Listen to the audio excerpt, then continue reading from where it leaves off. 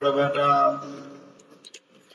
আল্লাহর পয়গম্বর বলেন, আমি লক্ষ্য করে তাকা দেখলাম আমার পিতৃ নূরে মুহাম্মদী যেটা ছিল, এই নূরে মুহাম্মদ আমার 40 জনের সন্তান আল্লাহ তাআলা দান করেছেন। কোন সন্তানের ভিতরে দেখা যায় না, কিন্তু আমার বেটা শীষ আলাইহিস সালামের ভিতরে তা দেখা যায়। আল্লাহর পয়গম্বর বুঝতে পারলেন আমার পরে যদি কেউ পয়গম্বর হয় আমার বেটা শেষ হবে, অন্য কোন বেটা আর পয়গম্বর হতে পারবে না। সময় প্রায় নিকটবর্তী। কলিজার টুকরা বেটা শীষ আলাইহিস সালাম ডাকতে বলছে, কলিজার টুকরা বেটা শীষ, তুমি শোনো, আমার পরে পয়গম্বর বেটা তুমি হবে, বলে অন্য কোন বেটা পয়গম্বর হবে না।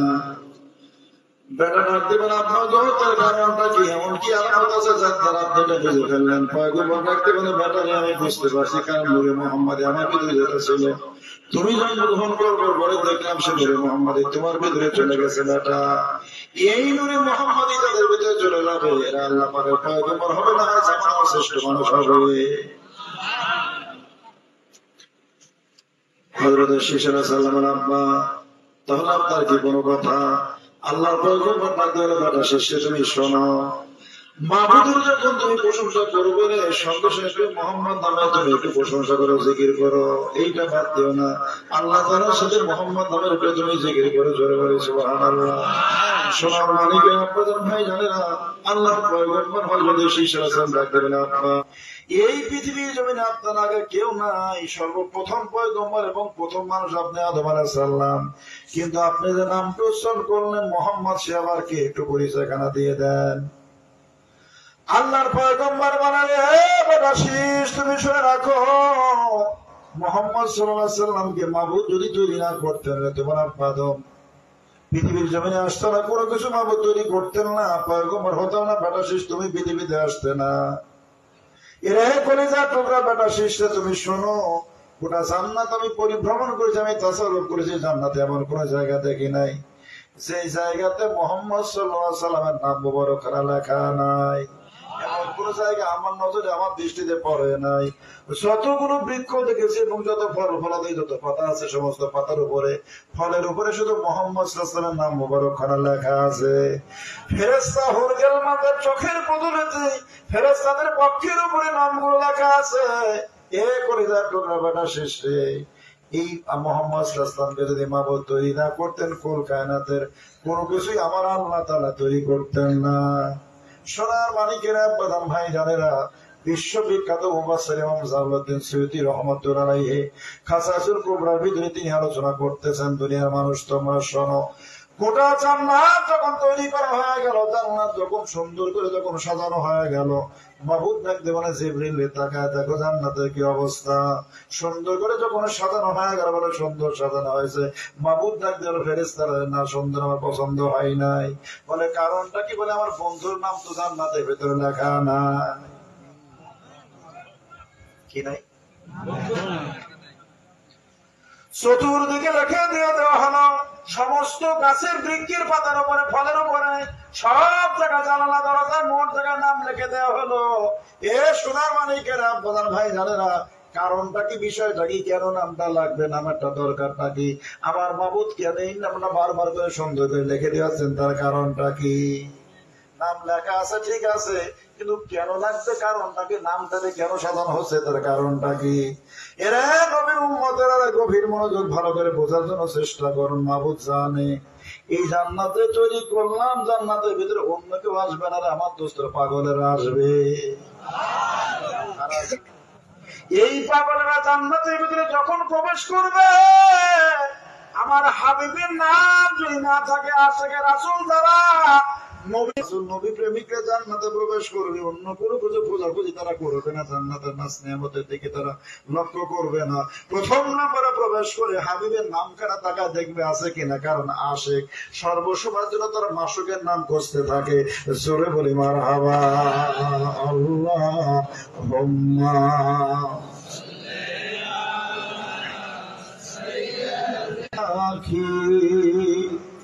আমার খবর কি ওরে অধমেরে কইরা পাগল রে, অধমেরে কইরা পাগল, ও শুয়ে আছেন মদিনায়, তোমরা যদি যাও রে মদিনায়, সালাতু সালাম গোয়ামার, ও দুরুদ সালাম গোয়ামার, ও কোয় নবী মুস্তাফায়, তোমরা সাইয়্যিদনা।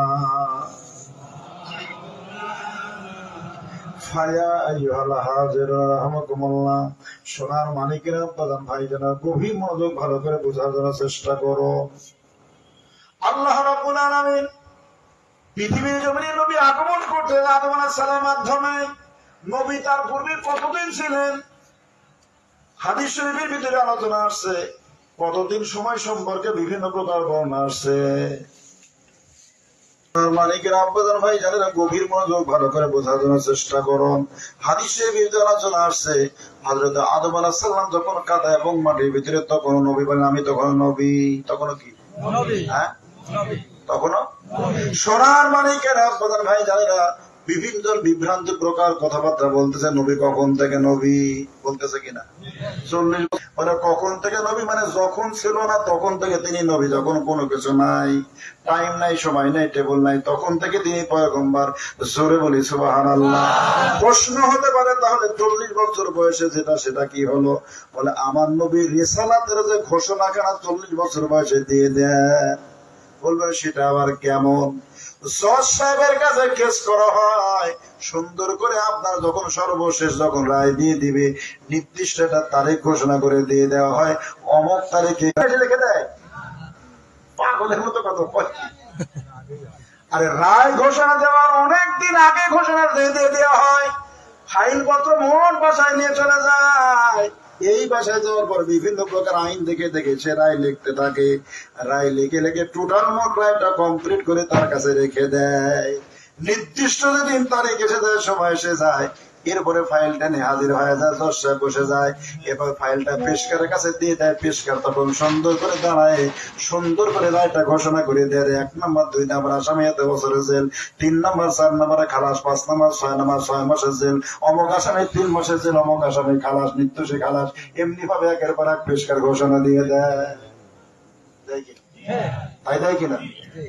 তাহলে এটা আগে থেকে কিন্তু লেখা হয়, সুন্দর করে কমপ্লিট করা আছে। রহমাতুল লিল আলামিন নবী উম্মতের পাগলভরা নবী, উনি আগেই নবী। কখন যখন ছিল না তখন থেকে তিনি পয়গম্বর, তখন থেকে নবী।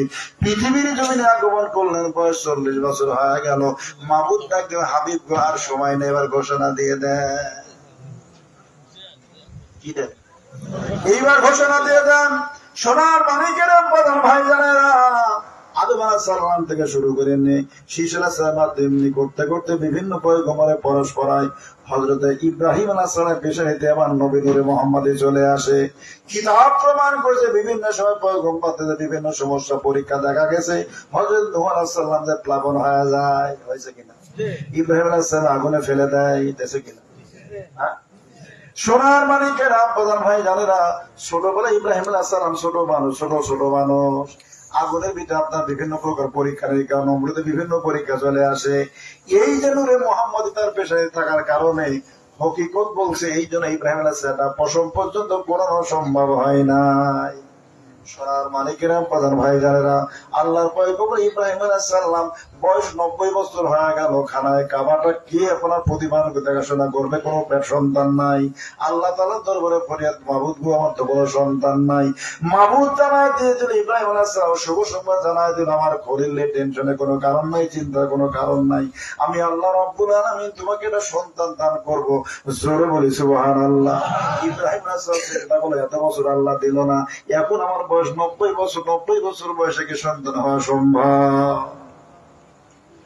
আল্লাহ দিলে সব হয়। কত বড় পাগল খলিল, আল্লাহ পাকের বন্ধু মুসা কালিমুল্লাহর মতো পয়গম্বর মাবুদের কাছে ডাকতে বলছে, মাবুদ গো, তাওরাত কিতাবের ভিতরে খলিলের বর্ণনা আসছে, হাবিবের বর্ণনা আসছে। জিজ্ঞাসা করলাম, মাবুদ গো, ইব্রাহিম আলাইহিস সালাম তোমার খলিল, সে তোমার বন্ধু। আখিরি জামানে একজন পয়গম্বর যাবে, সে তোমার হাবিব, সে তোমার বন্ধু। এই দুইটা বন্ধুর ভিতরে পার্থক্যটা কি? মাবুদ ডাকতে জানাতে আমার কালিম রে তুমি শোনো। মুসা আলাইহিস সালামের লকব হলো কালিমুল্লাহ। মুসা আলাইহিস লকব কি? কালিমুল্লাহ। মুসা আলাইহিস সালাম লকব হলো কালিমুল্লাহ। মাবুদ ডাক দেব আমার কালিম রে তুমি শোনো। খলিল আমার বন্ধু, হাবিব আমার বন্ধু, খলিল আমার আমার বন্ধু। আমি আল্লাহ রব্বুল আলামিন আমাকে খুশি করার জন্য যে সর্বসময় জন্য পাগলের মতো থাকে সে হলো আমার খলিল, সে তো আমার বন্ধু। কারণ আল্লাহ তাআলাকে খুশি করার জন্য যে বিধিব্যস্ত থাকে সে কি আল্লাহর বন্ধু হবে না? আরে কথা বল হবে কিনা? কত বড় পাগল রে, ভালো করে বোঝার জন্য চেষ্টা করুন। ইব্রাহিম আলাইহিস সালাম আল্লাহ তাআলার প্রশংসা গুণবাচক নামগুলো শোনার জন্য কত বড় পাগল ছিল।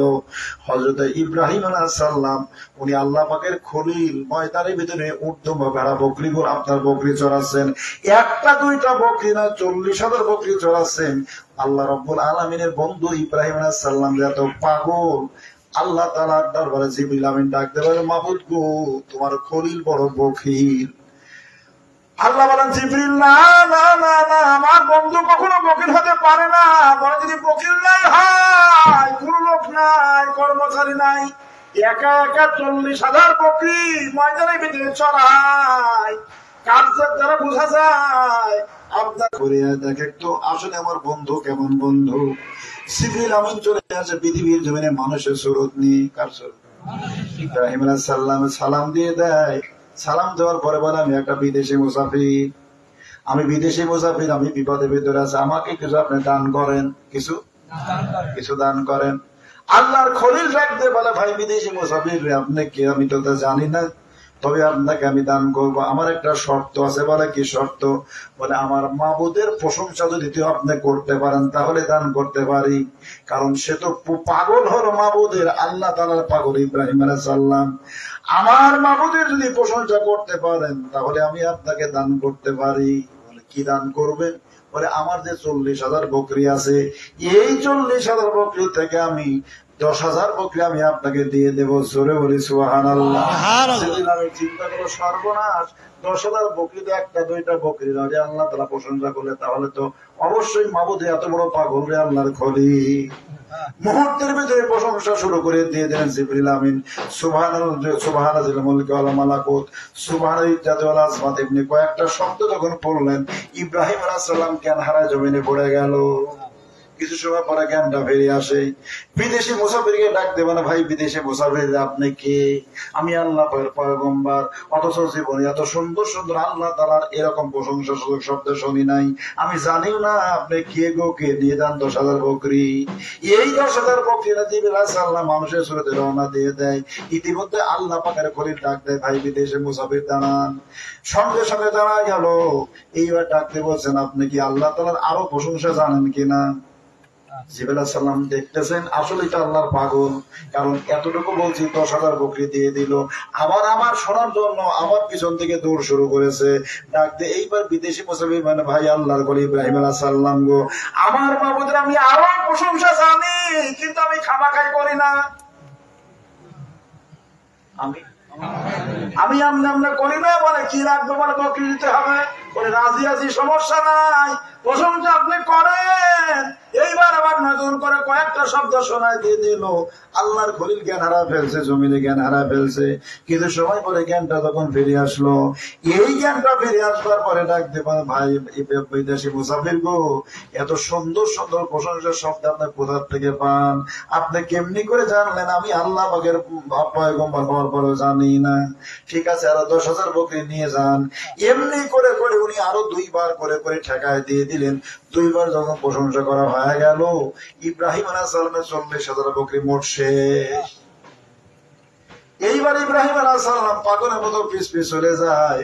ও ভাই বিদেশি মুসাফির গো, আমার আল্লাহ তাআলার প্রশংসা আপনি জানেন কিনা? বলে আমি তো জানি, কিন্তু আমার তো 40,000 বকরি মোট ভরায় গেছে, এখন আপনি কি করবেন?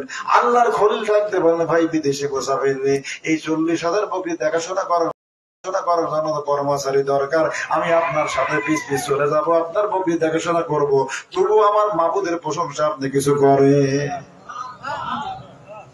হযরত জিবরিল বলেন আমি আশ্চর্য হয়ে গেলাম, মাবুদ বলছে আমার খলিল, আমার বন্ধু, গোল্ডেন এপিরাসে পাস। এরপরে জিবরিল আমিন ডাকতে বলছেন আমি আসলে বিদেশি মুসাফির না, হে আল্লাহ খলিল ইব্রাহিম আলাইহিস সালাম গো, আমি আল্লাহর ফেরেশতা হযরত জিবরিল, আমি পরীক্ষা করবার জন্য আপনার দরবারে আসছিলাম।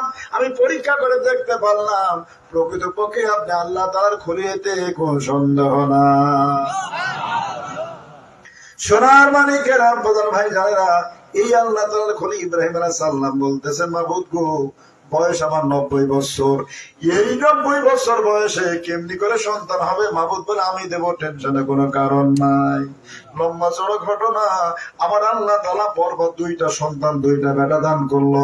একটা বেটার নাম হযরত ইসমাঈল আলাইহিস সালাম, আর একটা বেটার নাম হযরত ইসহাক আলাইহিস সালাম। এই 2টা বেটা যদিও আল্লাহ তাআলা দান করছে, কিন্তু আল্লাহ পাকের খলিল ইব্রাহিম আলাইহিস সালাম মনের মণিকোঠায় একটা বেটা অবস্থান করে, তার নাম হযরত ইসমাঈল আলাইহিস সালাম। জোরে বলি মারহাবা। আল্লাহুম্মা সাইয়্যিদানা মাওলানা মুহাম্মদ ওয়া আলা আলি সাইয়্যিদানা। জবান খুলে মুহাব্বতে বলুন, আল্লাহুম্মা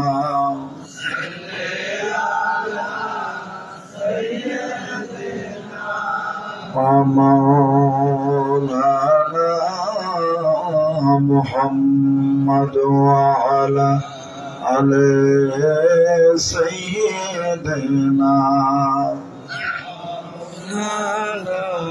يا أيها الحاضرون رحمكم الله। তাহলে আল্লাহ তাআলার খলিল ইব্রাহিম আলাইহিস সালাম বেটা কয়টা? কথা বলেন, কয়টা? এই 2টা বেটার ভিতরে, কলিজার ভিতরে মনের মণিকোঠায় একটা বেটা অবস্থান করে, তার নাম হযরত ইসমাঈল আলাইহিস সালাম। জোরে বলি সুবহানাল্লাহ। সোনার মানিকের আব্বাজান ভাইজানেরা, এই সন্তানগুলো যখন বড় হয়ে গেল, সোনার মানিকের ভালো করে বোঝার দেওয়ার চেষ্টা করুন। মাবুদের পক্ষ থেকে জিবরিল আমিন এসে জানাই দিয়ে দিল, খলিল গো, আপনার কলিজার টুকরা বেটা হযরত ঈসা আলাইহিস সালাম, এই বেটার বংশে 1 2 নয় 70,000 পয়গম্বর আল্লাহ তাআলা দান করবে। জোরে বলি সুবহানাল্লাহ। কত হাজার? 70,000 পয়গম্বর আসবে। আল্লাহ পাকের পয়গম্বর ইব্রাহিম আলাইহিস সালাম খুশি হয়ে গেল। এতে খুশি যতই হোক না কেন, মনের মণিকোঠায় যে বেটার অবস্থান করছে, এই বেটার কোন সংবাদ আসে নাই। আসছে কি না? কার সংবাদ আসলো? ঈসা আলাইহিস সালামের। আল্লাহর খলিল উনি চিন্তা করতেছেন, মাবুদ জানে আমার খলিল কি চাচ্ছে। এইবার আল্লাহ রাব্বুল আলামিন ডাকতে বলেন, জিবরিল যা, চলে যা, আমার খলিলকে এবার শুভ সংবাদ খানা জানাই দিয়ে দে। কলিজার টুকরা বেটা ইসমাঈল আলাইহিস সালাম বংশে কত পয়গম্বর যাবে না, মাত্র 1 পয়গম্বর ওই বংশে চলে যাবে। কিন্তু জিবরিল রে, এমন 1 পয়গম্বর চলে যাবে, ওই 1 পয়গম্বর যদি একটা পাল্লা উঠায় দিয়ে দেওয়া হয়, ঈসা আলাইহিস সালামের বংশে যে 70,000 পয়গম্বর শুধু নয়, তামাম গোটা পৃথিবীর শুরু থেকে শেষ পর্যন্ত আদম আলাইহিস সালাম, ঈসা আলাইহিস সালাম কত যত পয়গম্বর যাবে রে, তামাম পয়গম্বরকে যদি এক পাল্লায় দিয়ে দেওয়া হয়, ওই ঈসা আলাইহিস সালামের বংশে যে 1 পয়গম্বর যাবে, তার সমকক্ষ হবে না। সুবহানাল্লাহ। ইব্রাহিম আলাইহিস সালাম খুশি হয়ে গেলেন, অত্যন্ত খুশি হয়ে গেলেন। ইসমাঈল আলাইহিস সালাম বংশে 1 পয়গম্বর আসবে, তিনি হলেন রাহমাতাল লিল আলামিন নবী। সোনার মানিকেরা, কিতাব প্রমাণ করতে হযরত ইসমাঈল আলাইহিস সালাম ওনাকে জব করার জন্য যে মিনা বাজারে নিয়ে যাওয়া হয়, হকিকত বলছে এই জন্য জব হয় নাই। মূল কারণ হলো নূরে মুহাম্মদীরা তখন ইসমাঈল আলাইহিস সালামের পেছনে অবস্থান করতেছিল। জোরে বলি সুবহানাল্লাহ। আল্লাহর নবী বলেন, আনা ইবনু যুবিহাইন, আমি 2টা যুবকারী পিতার পুত্র, আমি রাহমাতাল লিল আলামিন নবী। কয়টা? উম্মত রে, আনা ইবনু যুবিহাইন, আমি 2টা যুবকারী পিতার পুত্র। কয়টা যুবকারী পিতা? 2টা যুবকারী পিতার পুত্র আমি। একটা পিতা হযরত খাজা আব্দুল্লাহ, আর আমার আরেকটা পিতা হযরত ইসমাঈল আলাইহিস সালাম, যাকে জব করার জন্য মিনা বাজারে আমার ইব্রাহিম আলাইহিস সালাম যখন নিয়ে যায়। সোনার মালিকের আব্বাদান ভাই জানে না, আল্লাহর খলিলের এত বড় পরীক্ষা, এত বড় পরীক্ষা, এত বড় পরীক্ষা, যার পর যত বেশি তার পরীক্ষাটাও তত বেশি হয়। রহমাতাল লিল আলামিন নবী বলেন, পৃথিবীর জমিনে সবচেয়ে বড় বড় পরীক্ষা আছে পয়গম্বরদের উপরে। কাদের উপরে? এর উপরে রহমাতাল লিল আলামিন নবীর সুম্মা আমসাল, তারপর মানে নবী বুঝাতে চেয়েছেন তারপরে তাদের স্তর তাদের উপরে, তারপরে তাদের স্তর তাদের উপরে। এমনি ভাবে নবুয়তের যুগে নবুয়তের পাওয়ার উপরে হয়েছে বিলায়েতের যুগে, যার বিলায়েতের পাওয়ারটা যত বেশি তার উপরে পরীক্ষাটাও তত বড় বড় চলে আসছে। সোনার মানিকেরা, প্রধান ভাই জানেরা, আল্লাহর খলিল বলেন, আমি বারবার স্বপ্নে দেখতেছি যে আল্লাহ তাআলা পক্ষ থেকে জানাই দিয়ে দেওয়া হচ্ছে যে সবচেয়ে প্রিয় বস্তুটাকে তুমি কোরবানি করো। কত কিছুই না কোরবানি করলো, কিন্তু তারপরে দেখতে থাকে এবার স্বপ্নের ভিতরে দেখে আপনার ইসমাইল আলাইহিস সালামকে জবাই করতেছে। কলিজার টুকরা বেটাকে ডাকতে বললো, বেটা রে আমি এই স্বপ্ন দেখতেছি। বেটা ডাকতে বলে, আব্বা পয়গম্বর রাজা স্বপ্ন দেখে, এটা স্বপ্ন নয়, এটা ওহী, এটা ওহী, যা দেখে সেটা বাস্তব। সরে বলি সুবহানাল্লাহ। আব্বা গো টেনশন করবেন না, আমি প্রস্তুত আছি, আপনার কাজ আপনি করেন, আপনি টেনশন করবেন না, আপনি আমাকে ধৈর্যধারীদের ভিতরে পেয়ে যাবেন। জোরে বলি সুবহানাল্লাহ। সোনার মানিকেরা, প্রধান ভাইজানেরা, এই কলিজার টুকরা বেটা ইসমাইল আলাইহিস সালাম কেবল হাঁটাহাঁটি করে 90 বছর বয়সে আল্লাহ রাব্বুল আলামিন বেটা দান করলো। একটু চিন্তা ফিকির করে দেখেন কত বড় পরীক্ষা আমার আল্লাহ তাআলা ইব্রাহিম আলাইহিস সালামের কাছ থেকে নিয়েছে। আমার আপনার কাছে যদি এর সাথে হাজার হাজার গুণ যদি ছোট কিছু হতো, তাও আমাদের দ্বারা সম্ভব হতো না। কলিজার টুকরা বেটা বাবা বেটার বেলা ছুরি চালাবে, তাও 1 দিন 2 দিন নয়, 90 বছর অপেক্ষা করার পরে একটা বেটা দান করে, যে বেটা কেবল আব্বা বলে বলে ডাক দেয়, চতুর্দিকে ঘোরাফেরা করে, দৌড়াদৌড়ি করে, কেবল এই বেটাকে কোরবানি করবে। মিনা বাজার নিয়ে চলে গেল, তাহলে কত বড় পরীক্ষা। মিনা বাজারে যখন চলে গেল, মিনা বাজারে যাওয়ার পরে সুন্দর করে হাত পা বেঁধে দেওয়া হলো, চোখ বেঁধে দেওয়া হলো। ইসমাইল আলাইহিস সালাম পরে বলছেন, আব্বা আমার হাতটা আপনি খুলে দেন। ইব্রাহিম আলাইহিস সালাম ডাক দিল, বেটা কারণটা কি? আল্লাহর পয়গম্বর ইসমাইল আলাইহিস সালাম ডাক দিল, আব্বা গো আমার হাত পা বেঁধে দিয়ে যদি জবাই করা হয়, কিয়ামতের ময়দানে আদালতে আখিরাতে মাবুদ যদি বলে, ইসমাইল রে তুই জবাই হতে চাস না, তোর আব্বা ইব্রাহিম আলাইহিস সালাম হাত পা বেঁধে দিয়ে জোর করে তোকে জবাই করেছে। আব্বা গো না না, টেনশনের কোনো কারণ নাই, আমার হাত পা গুলো আপনি খুলে দেন, আপনি জবাই করেন, টেনশন করবেন না, চিন্তা করবেন না, আপনি আমাকে ধৈর্যধারীদের ভিতরে পেয়ে যাবেন। জোরে বলি সুবহানাল্লাহ। সোনার মানিকেরা, প্রধান ভাইজানেরা, এই কলিজার টুকরা বেটাকে মিনা বাজারে শোয়াই দিয়ে দিয়েছে ইব্রাহিম আলাইহিস সালাম।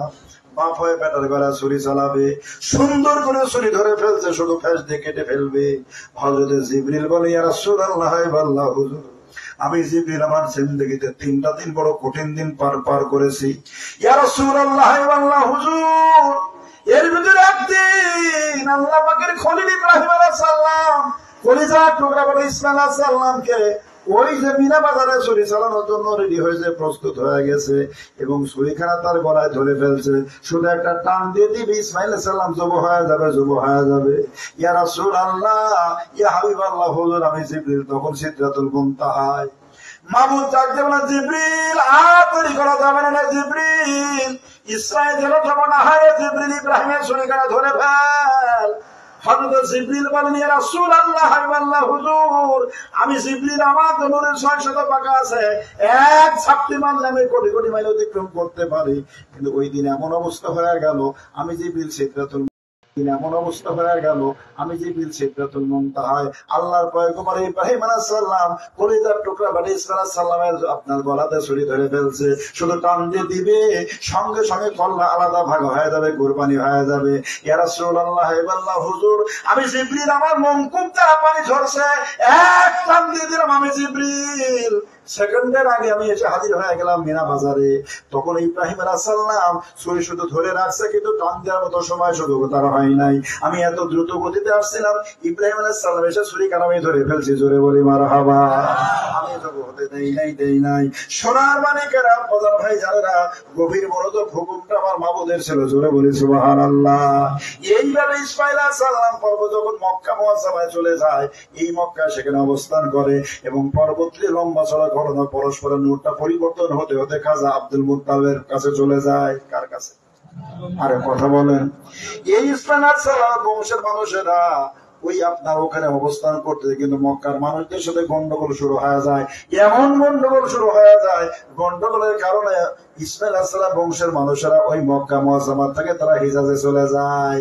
যাওয়ার সময় মক্কার খানায় কাবার ভিতরে দামি দামি অনেক স্বর্ণের হরিণ ছিল, তরবারি ছিল, বহু দামি দামি বড় বড় সম্পদ ছিল, যেগুলো আপনার এই দামি দামি সম্পদ গুলো জমজম কূপের ভিতরে ফেলে দিয়ে জমজম কূপ কারা ভেঙে চুরমার করে বন্ধ করে তারা চলে যায়। একদিন, দুই দিন না, গোটা 350 বছর চলে গেল। এই 350 বছর পার হওয়ার পরে খাজা আব্দুল মুত্তালিব যখন মক্কা মুআজ্জামা যখন নেতাকে খাজা আব্দুল মুত্তালিব নূরে মুহাম্মদী তার পেছনে থাকার কারণে এত বড় নেতা। এই মক্কা মুআজ্জামে এমন কোন লিডার ছিল না। মক্কার খানায় কাবার চত্বরে খাজা আব্দুল মুত্তালিব জায়গায় বসে যাবে, ওই জায়গায় বসা তো দূরের কথা, স্পর্শ করবে মক্কার কোন নেতা সেটা সাহস পেত না। এত বড় নেতা মক্কার। তার বাস্তব প্রমাণ হলো, আব্রাহার বাচ্চা যখন মক্কার খানায় কাবা ভাঙার জন্য যখন চলে আসে, এ সোনার মানিকেরা, প্রধান ভাইজানেরা, মক্কার কোন নেতাকে আব্রাহার বাচ্চা ডাকে নাই, একমাত্র ডাকছে খাজা আব্দুল মুত্তালিবকে। এর দ্বারা স্পষ্ট বোঝা যায় মক্কার সর্বশ্রেষ্ঠ লিডার খাজা আব্দুল মুত্তালিব। কারণ হবেই না বা কেন? কারণ তার পেছনে তখন নূরে মুহাম্মদ অবস্থান করতেছে। জোরে বলি মারহাবা। সোনার মানিকেরা, প্রধান ভাই যারা, গভীর মনোযোগ ভালো করে বোঝার জন্য চেষ্টা করুন। এই নূরে মুহাম্মদীটা কেমনি করে একের পর এক আগমন করতে করতে আপনার খাজা আব্দুল মুত্তালিব পর্যন্ত চলে আসে। তিনি হলেন রহমাতাল লিল আলামিন, নবীর দাদা। কষ্ট হচ্ছে আপনার? খাজা আব্দুল মুত্তালিব বলেন, আমি কাবার হাতিমের ভিতরে ঘুমিয়েছি, কাবার চত্বরে ঘুমের ভিতরে আমি দেখতেছি, আমাকে আদেশ করা হচ্ছে, আব্দুল মুত্তালিব রে, তুমি জমজম খনন করো। কি খনন? খাজা আব্দুল মুত্তালিব জাগ্রত হয়ে গেলেন।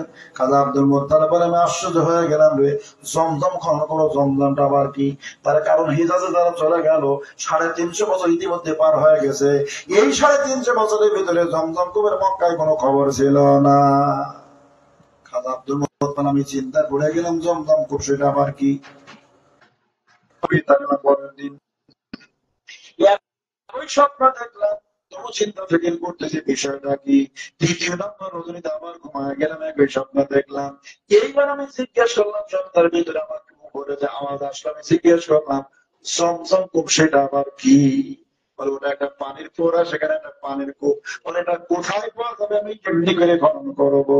খাজা আব্দুল মুত্তালিব বলে, আমি স্বপ্নের ভিতরে বলতেছি, আমাকে জানায় দিতে হলো। খাজা আব্দুল মুত্তালিব, তুমি চিন্তা করো না, সকালবেলা ফজরের নামাজের পরে একটা পাখি আসবে মক্কার কাবা খানায়, কাবার চত্বরে পাখিটা আসবে। পাখি একটা জায়গায় বসে যাবে, এবং বসবার পরে একটা জায়গায় টুকরা টুকরি করে তারপরে পাখিটা উড়ে চলে যাবে। যে জায়গায় টুকরা টুকরি করবে, ওই জায়গায় খনন করলে সার নিচে জমজম পাওয়া যাবে। জোরে বলি সুবহানাল্লাহ। খাজা আব্দুল মুত্তালিব, আমি রাতে গভীরে স্বপ্নে একবার করে জাগ্রত হয়ে গেলাম। এরপরে রাতগুলো যখন কেটে গেল, চিন্তায় আছি রে।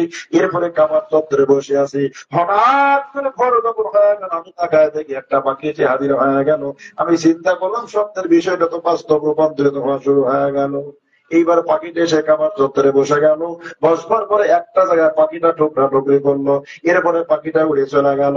খাজা আব্দুল মুত্তালিব বলেন, আমি আশ্চর্য হয়ে গেলাম রে। আমি বুঝতে পারলাম এই জায়গায় খনন করলে জমজম পাওয়া যাবে। 3 দিন আমাকে এইটার কথাই বলা হয়েছে। কিন্তু খাজা আব্দুল মুত্তালিব বলেন, দুনিয়ার মানুষ তোমরা শোনো, বড় কঠিন কাজ, এমন একটা জায়গায় টুকরা টুকরি করছে, যে জায়গায় খনন করতে গেলে মক্কায় মারামারি শুরু হয়ে যাবে। বলে কারণটা কি? বলে কারণ হলো যে জায়গায় টুকরা টুকরি করছে ওটা এমন একটা জায়গা মক্কা, ওইখানে কাবার ভিতরে যে 360টা দেব দেবী মূর্তি আছে রে, এই মূর্তিগুলির নামে যে আপনার যেগুলো যোগ করা হয়, এই মূর্তিগুলির নামে যেখানে যোগ করা হয় ওই জায়গায় টুকরা টুকরি করছে, ওই জায়গায় তো মক্কার মানুষেরা সেখানে খনন করতে দেবে না। আমি যদি জোর করে করতে যাই তাহলে এই জায়গায় মারামারি গন্ডগোল শুরু হয়ে যাবে। খাজা আব্দুল মুত্তালিব বলেন, এরপরও যেহেতু 3 দিন আমি পরপর আদিষ্ট হয়েছি, আমি খনন করবার জন্য যাবো, যাহাই হবে আমি খনন করবার জন্য চলে যাব।